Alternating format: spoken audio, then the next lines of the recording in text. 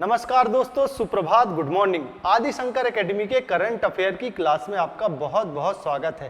दोस्तों, आज भी हम आपके लिए लेकर आए हैं अच्छी बात, और अच्छी बात यह है कि उठो, जागो और तब तक मत रुको जब तक लक्ष्य की प्राप्ति ना हो। और ये बात बिल्कुल सही है कि आपको तब तक अपना हौसला बनाए रखना चाहिए, तब तक मैदान में डटे रहना चाहिए जब तक कि आपको अपने इच्छित लक्ष्य की प्राप्ति नहीं हो जाती, आपका सोचा गया सपना पूरा नहीं हो जाता। चाहे उस सपने के रास्ते में कितनी भी कठिनाइयां आए, कितनी भी मुसीबतें आए, कितनी भी रुकावटें आए, इन सारी कठिनाइयों, मुसीबतों और रुकावटों को आपको पार करना है और अपने लक्ष्य की प्राप्ति करना है। तभी आप एक सच्चे सफल व्यक्ति बन सकते हैं। चलिए तो बात करते हैं आज की क्लास के पहले प्रश्न की। तो पहला प्रश्न है कि हाल ही में विश्व ओलंपिक दिवस कब मनाया गया है? When was world Olympic day celebrated recently? तो ये अभी हाल ही में मनाया गया है 23 जून को। 23 जून के दिन मनाया जाता है विश्व ओलंपिक दिवस। बात करते खबर की, तो विश्व ओलंपिक दिवस हर वर्ष 23 जून को मनाया जाता है। इस दिन 1894 में पेरिस में अंतर्राष्ट्रीय ओलंपिक समिति IOC की स्थापना हुई थी। इसका उद्देश्य खेलों की भावना को बढ़ावा देना, फिटनेस और विश्व शांति का संदेश फैलाना है। बैरन पियरे डी कुबर्तिन ने आधुनिक ओलंपिक खेलों की नींव रखी थी। तो ये तो बात हो गई ओलंपिक के इतिहास के बारे में। और बात करते हैं ओलंपिक दिवस मनाने की शुरुआत के बारे में। अगर बात की जाए तो इस दिवस को मनाने की शुरुआत जो है वह हुई थी 1948 में। 1948 से यह दिवस मनाया जा रहा है और 9 देशों ने मिलकर इस दिवस को मनाने की शुरुआत की थी। कितने देशों ने? 9 देशों ने इसको मिलकर मनाने की शुरुआत की थी। और बात की जाए तो यह जो दिवस है, यह दिवस मनाया जाता है IOC की स्थापना के उपलक्ष्य में। IOC की स्थापना के उपलक्ष्य में मनाया जाता है। यह IOC है क्या? तो यह IOC है इंटरनेशनल ओलंपिक कमेटी, है ना। इसकी स्थापना की अगर बात की जाए तो इसकी स्थापना हुई थी 23 जून वर्ष 1894। 23 जून वर्ष 1894 को IOC की स्थापना हुई थी। और इसी 23 जून की स्थापना होने के कारण वर्ष 1948 से इसका जो दिवस है अंतर्राष्ट्रीय ओलंपिक दिवस वह मनाया जाने लगा। IOC की बात की जाए तो इसका मुख्यालय की अगर बात की जाए तो IOC का मुख्यालय स्थित है स्विट्जरलैंड में। याद रखेंगे कि इसका मुख्यालय कहाँ पर स्थित है? इसका मुख्यालय है स्विट्जरलैंड में। ये आपको याद रखना है, स्विट्जरलैंड में इसका मुख्यालय है। और अगर इसके अध्यक्ष की बात की जाए तो अभी हाल ही में कुछ दिनों पहले ये इसकी अध्यक्ष बनी है क्रिस्टी कोवेंट्री बन गई हैं अब इसकी अध्यक्ष, नई नवेली अध्यक्ष हैं, है ना, क्रिस्टी कोवेंट्री, जो कि अभी हाल ही में बनी है। क्या कौन सा पद संभाला इन्होंने अध्यक्ष का पद संभाला, अध्यक्ष बन गई है। तो इतनी बातें आपको ओलंपिक्स के बारे में याद रखनी है, विश्व ओलंपिक दिवस या इंटरनेशनल ओलंपिक डे के बारे में। बात करते हैं अगले प्रश्न की। तो अगला प्रश्न है, भारत केन्या संयुक्त स्मारक स्तंभ किस देश में स्थापित किया जाएगा?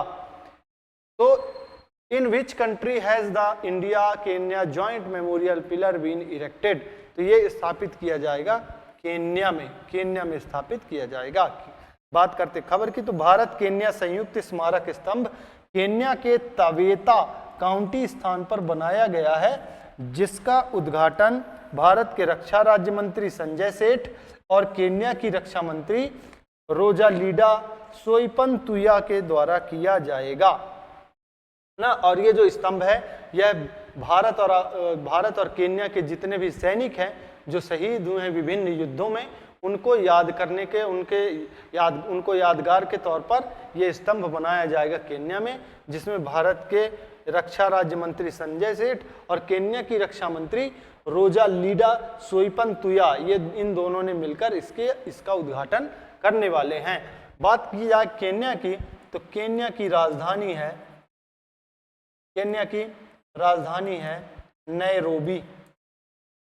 नैरोबी है यहाँ की राजधानी। अगर यहाँ के राष्ट्रपति की बात की जाए तो केन्या के राष्ट्रपति का नाम है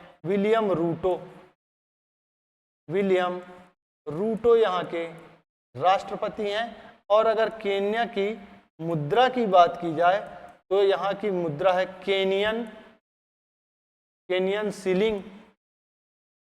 केनियन शिलिंग यहाँ की मुद्रा है। इतना आपको याद रखना है केन्या के बारे में। तो चलिए बढ़ते हैं, अगले प्रश्न की बात करते हैं। तो अगला प्रश्न है, दुनिया की दूसरी सबसे बड़ी आरक्षित संपत्ति कौन बन गई है? Which has become the world second largest reserve asset. तो अब जो है, इससे पहले यूरो थी, यूरो को माना जाता था, लेकिन अब जो है दूसरी बन गई है सोना, गोल्ड बन गई है सबसे बड़ी आरक्षित संपत्ति। बात करते खबर की, तो दुनिया के देश अपने पास जो सुरक्षित धन जमा रखते हैं उसे आरक्षित संपत्ति रिजर्व एसेट कहते हैं। और सोना अब यूरो को पीछे छोड़कर दुनिया की दूसरी सबसे बड़ी आरक्षित संपत्ति बन गया है। तो ये याद रखने की बात है कि इसने किसको पीछे किया है? इसने पीछे किया है यूरो। यूरो है क्या? तो यूरो जो है यूरोपीय देशों में अपनाई जाने वाली मुद्रा का नाम है। यूरोपीय देशों की मुद्रा है, यूरोपीय देशों की मुद्रा है ना, यूरोपीय देशों की मुद्रा है यूरो। और इससे सोने से पहले यह दूसरे नंबर की एसेट थी, दूसरे नंबर की आरक्षित संपत्ति थी यूरो। लेकिन अब जो है यूरो को पछाड़कर बन गया है सोना। अब हो गया है सोना दूसरे नंबर पर। सोना पूरे विश्व में अब दूसरे नंबर की सबसे मतलब आरक्षित संपत्ति है। अगर पहले नंबर की बात की जाए, फर्स्ट नंबर की, तो फर्स्ट नंबर पे है डॉलर, अमेरिकी डॉलर। अमेरिका की मुद्रा है डॉलर। यह नंबर 1 पर है, विश्व की नंबर 1 आरक्षित संपत्ति है डॉलर। और दूसरे नंबर पर अब बन गया है सोना। तो इसका सही आंसर है गोल्ड, सोना। तो चलिए बढ़ते हैं, अगले प्रश्न की बात करते हैं। अगला प्रश्न है कि हाल ही में जेसीबी पुरस्कार को बंद कर दिया गया, यह किस क्षेत्र में दिया जाता था? JCB award was discontinued, in which field was it given? तो ये दिया जाता था लिटरेचर में, साहित्य में दिया जाता था यह पुरस्कार। बात करते खबर की, तो जेसीबी पुरस्कार 2018 में स्थापित एक भारतीय साहित्यिक पुरस्कार है।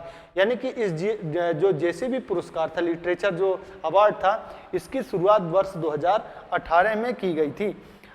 यह एक साहित्यिक पुरस्कार है और अभी इसे आधिकारिक तौर पर बंद कर दिया गया है। यह पुरस्कार जेसीबी लिटरेचर फाउंडेशन के द्वारा दिया जाता था। भारत में जेसीबी पुरस्कार के तहत सबसे ज्यादा रकम दी जाती थी।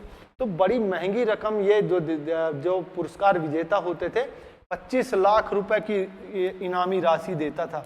25 लाख रुपए इनाम मिलते थे इसके विजेता को, और 10 लाख रुपए मिलते थे इसके अनुवादक को। 10 लाख रुपए किसको मिलते थे? अनुवादक को। अनुवादक मतलब जो ट्रांसलेट करते थे। तो भारत की विभिन्न भाषाओं में साहित्यिक रचनाएं लिखी जाती थी और उनको सर्वमान्य भाषाओं में या सामान्य भाषाओं में जो ट्रांसलेट करते थे उनको 10 लाख रुपए का इनाम दिया जाता था। और जबकि जो विजेता होते थे उनको दिया जाता था 25 लाख रुपए का इनाम। ये आपको ध्यान रखना है। जेसीबी प्राइज फॉर लिटरेचर के नाम से दिया जाता था, जेसीबी लिटरेचर फाउंडेशन के द्वारा, जो कि अब आधिकारिक रूप से बंद कर दिया गया। इसकी शुरुआत जो हुई थी वर्ष 2018 से इसको देने की शुरुआत हुई थी, जो कि अब बंद कर दिया गया है। चलिए बात करते हैं अगले प्रश्न की। तो अगला प्रश्न है, हाल ही में ललित उपाध्याय ने अंतरराष्ट्रीय खेल से संन्यास ले लिया है, उनका संबंध किस खेल से है? Lalit Upadhyay retired from international sport, he is related to which sport? तो ये जो है हॉकी के बहुत ही शानदार खिलाड़ी हैं, बहुत ही नाम इन्होंने कमाया है। और जो अभी ओलंपिक हुआ है ना, उस ओलंपिक में जो ये ब्रॉन्ज मेडल जीती थी अपनी हॉकी टीम, उस टीम का ये हिस्सा भी रह चुके हैं। तो ये हॉकी खेलते थे। बात करते खबर की, तो भारत के सबसे बेहतरीन फॉरवर्ड प्लेयर, ये फॉरवर्ड प्लेयर थे और 2 बार के ओलंपिक पदक विजेता ललित उपाध्याय ने अभी अंतरराष्ट्रीय हॉकी से संन्यास ले लिया है। पुरुष हॉकी टीम ने टोक्यो ओलंपिक 2020 और पेरिस ओलंपिक 2024 में ब्रॉन्ज मेडल जीता है। तो वह इस टीम का हिस्सा थे। मतलब 2 बार ओलंपिक में जब हमारी टीम ने मेडल जीता तो दोनों ही बार उस टीम का हिस्सा थे ललित उपाध्याय। और ललित उपाध्याय की बात की जाए तो इनका संबंध है उत्तर प्रदेश के वाराणसी से, वाराणसी शहर से आते हैं उत्तर प्रदेश से। और इन्होंने अब फैसला ले लिया है कि ये इंटरनेशनल हॉकी जो है वह नहीं खेलेंगे, लेकिन जो घरेलू हॉकी टूर्नामेंट होते हैं ना, घरेलू हॉकी टूर्नामेंट, उन घरेलू हॉकी टूर्नामेंट में ये खेलते रहेंगे। याद रखना है कि घरेलू टूर्नामेंट ये खेलेंगे, तो घरेलू टूर्नामेंट खेलेंगे। इंटरनेशनल जितने मैच होते हैं उनसे इन्होंने संन्यास ले लिया है, ललित उपाध्याय। आगे बढ़ते हैं, अगले प्रश्न की बात करते हैं। तो हाल ही में launch wings to over hopes volume 2 किसके भाषणों का संग्रह है? Launched wings to our hopes volume 2 whose speeches are collected.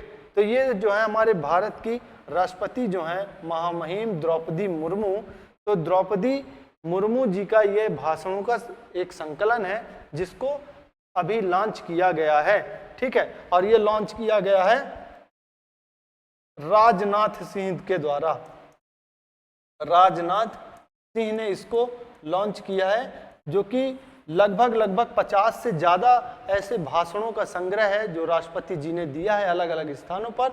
उन्हीं भाषणों के संग्रह को राजनाथ सिंह ने, रक्षा मंत्री जो हैं, उन्होंने लॉन्च किया है।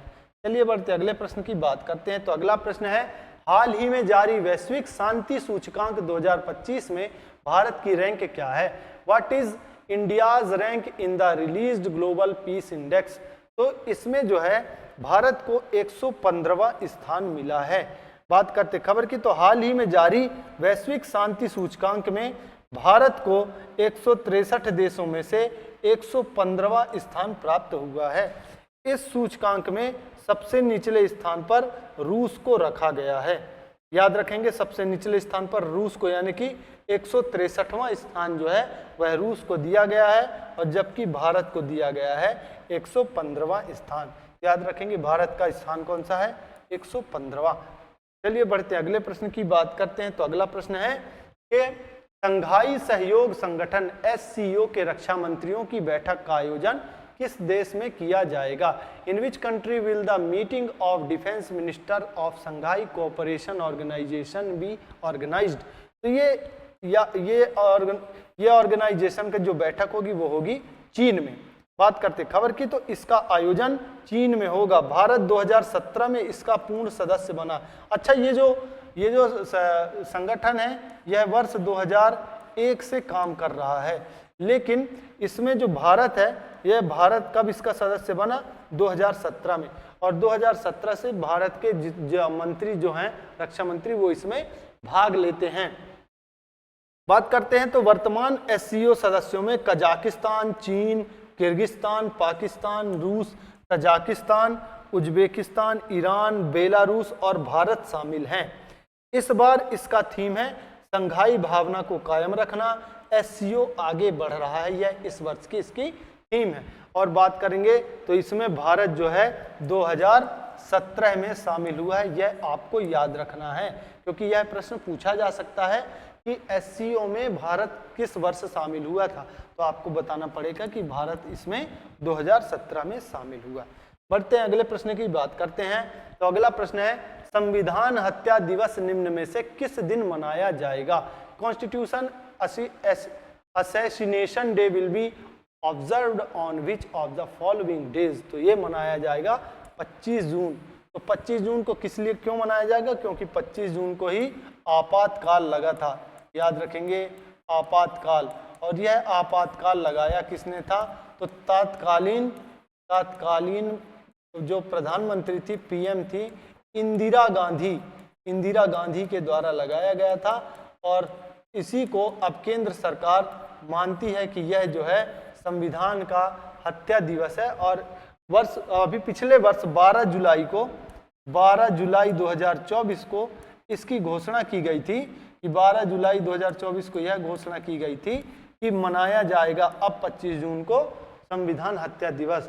ठीक है, तो बात करते खबर की, 25 जून को संविधान हत्या दिवस मनाया जाता है। यह दिन 25 जून 1975 को भारत के संविधान कुचलने की याद के लिए मनाया जाता है।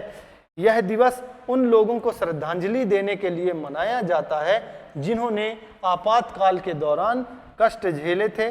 भारत सरकार ने 12 जुलाई 2024 को घोषणा की थी कि 25 जून को हर साल संविधान हत्या दिवस के रूप में मनाया जाएगा, और इस वर्ष जो है 25 जून को यह पहला है, 25 जून को मनाया जाएगा, जो यह फर्स्ट है, पहला संविधान हत्या दिवस जो है मनाया गया है 25 जून को। ठीक है, तो दोस्तों आज के करंट अफेयर की क्लास में हम आपके लिए इतने ही प्रश्न लेकर आए थे। वीडियो के अंत तक बने रहने के लिए आप सभी का बहुत बहुत धन्यवाद। हमारी वीडियो को ऐसे ही लाइक करें और कमेंट के माध्यम से अपने सुझाव हम तक पहुंचाएं। हमारी वीडियो को बहुत अधिक से अधिक लोगों तक शेयर करें। जय हिंद, जय भारत।